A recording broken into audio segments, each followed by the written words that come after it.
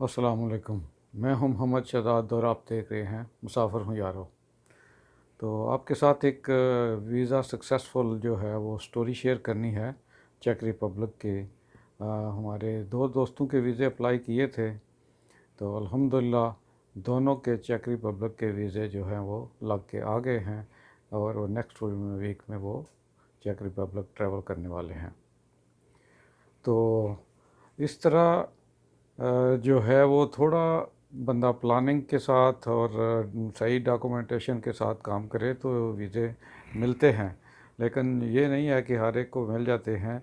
एक दूसरे दोस्त का जो है क्रोशिया का अप्लाई कराया किया था, उसका रिजेक्ट हो गया है। वो रीज़न उसकी बस वही जनरल जो होती हैं कि हमें जो है वो आप पे आपका ट्रैवल प्लान जो है वो क्लियर नहीं है, आपका जो है इनविटेशन लेटर वगैरह वो स्पेशली उसके लिए क्रोशिया के लिए होना चाहिए, वो उनके साथ नहीं था। तो होटल बुकिंग भी जो है वो नॉर्मल थी, यानी पेड होटल बुकिंग नहीं थी। क्रोशिया के लिए ये चीज़ जो है ना स्पेशली होनी चाहिए कि या तो पेड होटल बुकिंग हो, और होटल वालों से भी आप रिक्वेस्ट करके तो ले सकते हैं ट्रैवल जो इनविटेशन लेटर है, या आप किसी कंपनी से किसी दोस्त से किसी से भी आप जो है वो इनविटेशन लेके तो साथ लगाएं, तो फिर आपको वीज़ा मिलता है। तो उनके साथ एक ये था कि वीज़ा जो है वो इनविटेशन लेटर नहीं था। हालांकि उनके पहले जो है वो तुर्की के दो वीज़े लगे हुए थे, ट्रैवल नहीं किया था, एक स्टिल उनका वैलिड है। तो उनका प्लान यही था कि इसके साथ जो है वो भी जो इकट्ठा ही ट्रैवल करेंगे तुर्की और ऑस्ट्रिया, इसका क्रोशिया का, क्रोशिया से होते हुए या आते जाते जो है वो एक ही ट्रिप में वो दोनों कंट्री का विज़िट करेंगे। तो बहुत सारे दोस्त वैसे भी कुछ शेयर करते रहते हैं कि ये जी देखें जी ये फ़लाँ जगह का जो है ये फ़लाँ कंट्री का वीज़ा ऐसे ही मिल रहा है जी।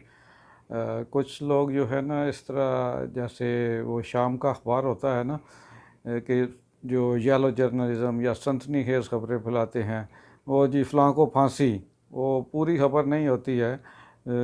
सिर्फ वो आगे जो ख़बर डिटेल में जाएं तो इसमें खबर शायद ये हो कि फ़लाँ को फांसी हो सकती है या हो जाएगी, लेकिन उसमें ख़बर ऐसी जो हेडलाइन लगी होती है कि फ़लाँ को फांसी। तो जो है वो देखने वाला एक दफ़ा उसको कहता है यार मैं देखूं क्या ख़बर है, वो जल्दी जल्दी जो है ना वो अखबार खरीद लेता है। तो इस तरह आजकल कुछ लोग जो है ना वो लाइक्स लेने के लिए या व्यूज़ लेने के लिए जो है स्पेशली इस पे टिकटॉक पे अपनी इस तरह की छोटी मोटी वीडियोस बना के डाल रहे हैं जी, फ़लाँ कंट्री का वीज़ा जी फ्री में मिल रहा है जी, आप सिर्फ जाके जो ऑनलाइन अप्लाई करेंगे तो आपको मिल जाएगा जी, वर्क वीज़ा मिल जाएगा फ्री मिल रहा है, इंग्लैंड का मिल जाएगा आपको, रोमानिया का वीज़ा ऑनलाइन अप्लाई करें तो मिल जाएगा। भाई मेरे ऐसे अगर होने लगे तो हर बंदा जो है पाकिस्तान में, मेरा ख्याल है 90% लोग तो पाकिस्तान छोड़ के चले जाएं। स्पेशली 90% जो है वो यूथ है, जो नौजवान हैं वो तो पाकिस्तान को छोड़ के चले जाएं। ये ऐसे सिर्फ बातें होती हैं, इनको डीपली जाएं तो फिर पता चलता है कि ये वर्केबल है या इसमें हकीकत क्या है। अब एक दोस्त ने मुझे जो है वो लास्ट वीक भेजा था, तो मुझे कम से कम अपना नॉलेज जो है वो अपडेट करने के लिए या उसकी बात को जो है वो चेक करने के लिए कम से कम मुझे 2 घंटे जो है वो ऑनलाइन जो है वो सर्फ करने पड़े, वो चेक करने के लिए कि जो बात उसने, जो वीडियो उसने मुझे भेजी है उसकी सदाकत क्या है। तो हकीकत उसमें कुछ भी नहीं थी। वही लोग ऐसे जी आप अप्लाई करें जी, इस साइट पे अप्लाई करें तो आपको जो है वो ई वीज़ा मिल जाएगा रोमानिया का। भाई लोग 10-10 12-12 लाख रुपया दे के तो ले रहे हैं रोमानिया का वीज़ा।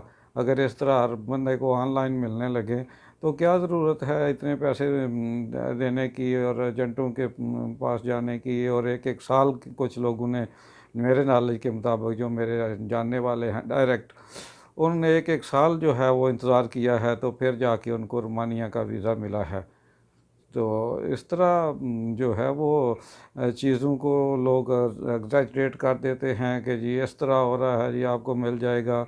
उसी दोस्त ने मुझे चंद दिन, कोई तकरीबन 2 महीने पहले जो है मुझे भेजी थी एक इसकी यूके का जो UK charity visa. UK charity visa जो है वो उसकी काफ़ी सारी रिक्वायरमेंट हैं। अभी मुझे डिटेल में जाके तो फिर वीडियो लंबी हो जाएगी। यूके चैरिटी वीज़ा वो भी ऐसे नहीं है कि आप हर बंदा जो उठ के तो वो वीज़ा अप्लाई कर ले और वो उसको वीज़ा मिल जाए। उसके लिए भी काफ़ी जो है वो रिक्वायरमेंट है और उसके बाद ही जो है वो वीज़ा मिलता है। वो किसी ऐसे बंदे को नहीं मिलता है कि जिसके पास बैंक बैलेंस नहीं है, कुछ नहीं है और वो हाल ही उसको अप्लाई करेगा तो हर बंदा जो कि उसको वीज़ा मिल जाएगा, ये ऐसा नहीं है। जो वो भी, उसको भी मैंने जब डीपली देखा तो उन्होंने कहा कि भाई इस तरह होना चाहिए, उसके पास इतने पैसे होने चाहिए, इतने स्टेटमेंट होने चाहिए, इतना जो है वो फिर जाके वहाँ पे उनको वीज़ा मिलेगा। यानी कुछ भी इजी नहीं था कि हर बंदा अप्लाई करे और ले ले। इसी तरह जिन साहब ने जो वीडियो बनाई थी अपनी इसकी रोमानिया के वीज़े की, उसको मैंने जाके चेक किया तो उन्होंने कहा कि जो बंदा एम्बेसडर या है इस तरह जिसके पास ऑफिशियल पासपोर्ट है, वो या उनकी फैमिली जो है वो ऑनलाइन अप्लाई करके तो वो ई वीज़ा ले सकते हैं।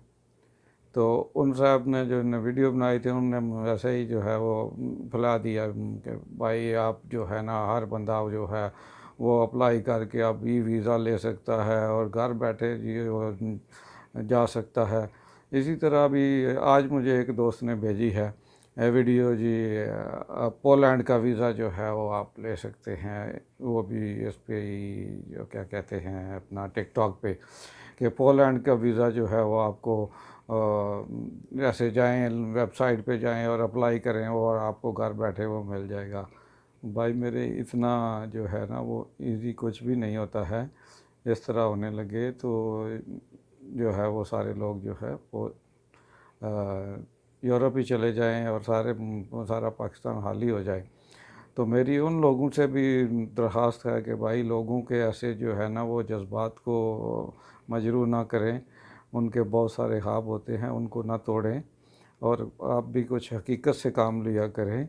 जो हकीकत है, सिर्फ़ आपने थोड़े से व्यूज़ और लाइक्स के लिए जो है ना लोगों को आसमान की बुलंदियों में पहुंचा के तो ऐसे ज़मीन पे ना फेंकें।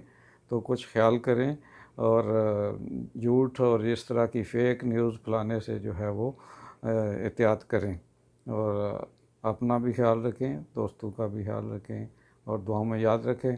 मिलते हैं एक और नई वीडियो में किसी नई इन्फॉर्मेशन के साथ। अल्लाह हाफ़िज़, अस्सलाम वालेकुम।